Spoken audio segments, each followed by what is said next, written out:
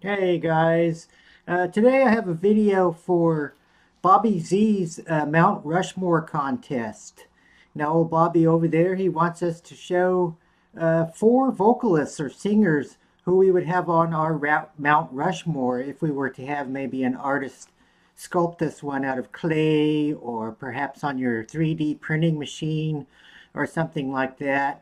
And the four artists I would have on my Mount Rushmore. The first one on my mountain would be Elvis Presley. He's probably actually my first vocalist I ever listened to on a constant basis. I remember my mom introduced me to Elvis with her Elvis story. She had her own Elvis story. I remember her telling me a story that her and her best friend went to see Elvis Love Me Tender when it first came out in the theaters. She said there was a big cardboard type cutout on top of the movie theater, and it was a big Elvis with his guitar. And her friend, they went through all the trouble and they made themselves a homemade poodle skirt, and they both wore the black and white Oxford shoes to that. And I always remembered her telling me that story. And also, one of her favorite movies was what was it called? It wasn't Love Me Tender. It was King Creole. Her favorite movie was King Creole. And I remember when that used to come on TV, we had to watch it every time it came on. Other than that, I remember growing up as a kid, I would put on an Elvis album and I would jump around in my PJs and my socks on top of the bed and play an air guitar.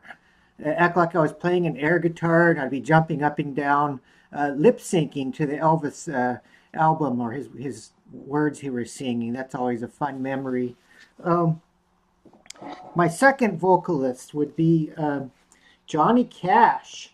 I've always been a huge Johnny Cash fan, and again, this is from my mom. She took me to see him at the Topeka Fairgrounds. He was playing at an old dirt racetrack over there, and she took me to see Johnny Cash, Glenn Campbell, and Tanya Tucker were all playing together on the same uh, rolling across the country musical outfit type thing. I just found it kind of funny that I thought about it in later years that this was at an old dirt track, and it's sort of fitting that I seen him at an old dirt racing track because it just brings to mind some of his songs and things like that. Um, and then later on, I seen him again here where I live at. It was a few years before he passed. And I seen him and June Carter played by themselves at a small theater here. And that's always been one of the most memorable concerts I have been to of Johnny Cash because we were so close to them. It was just like almost from right here to across the room. We got to see them play, and that was a fun concert. Now, the third person on my Mount Rushmore would be Jim Morrison from The Doors. Um, I got into Jim Morrison later on in my high school years. He was one of the, you know how you have these stories about discovering music from when you was a kid or in high school, when you first heard on the radio or something. And I heard The Doors on the radio, and it was probably Break On Through or one of those type of songs. And his vocals, not necessarily, he wasn't necessarily a good singer. It was just the words that he used in his songs were very poetical. And later on, I went off and bought his a reprinting of a poetry book that he had written. And then later on, I read almost every book written about the Doors, including No One Here Gets Out Alive. That's a very good one by Danny Sugarman, I believe. And, later on it went on to become, they made it into a Doors movie with Val Kilmer, which I really enjoy too. Um, and anyway, I've always been a big Doors fan. And going on with lyrics, here's another vocalist that would be my fourth pick for my Mount Rushmore, and that is Tom Waits. And this is the album Bastards, and this is off of a three-album set called Ballers, Brawlers, and Bastards. And this is the Bastards gatefold album.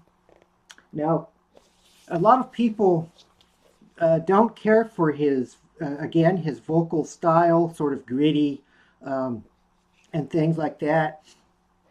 Now, me, I wasn't really necessarily attracted to his vocals right off either, but then I started listening to his lyrics, and they're also very poetic. He's a great writer, and he also has his own style of theatrics that he puts into his music, and I think it's very. He's how would you describe him? He's very. He's not trying to be like anybody else. He's himself, just up there singing and singing his lyrics. Another person that reminds me of that type of songwriting style would probably be Bob Dylan, storytelling style. But Bob Dylan didn't make it up onto my Mount Rushmore simply because I don't think there's 5 guys up there. Is there? There's 4. Anyways, and that's my little contest video for Robert Z over there. And if you get a chance, go give him a subscription. I'll leave his link below. And that's it for my video. Thanks for having the contest, Bobby. Colin, over and out. And weirdos unite.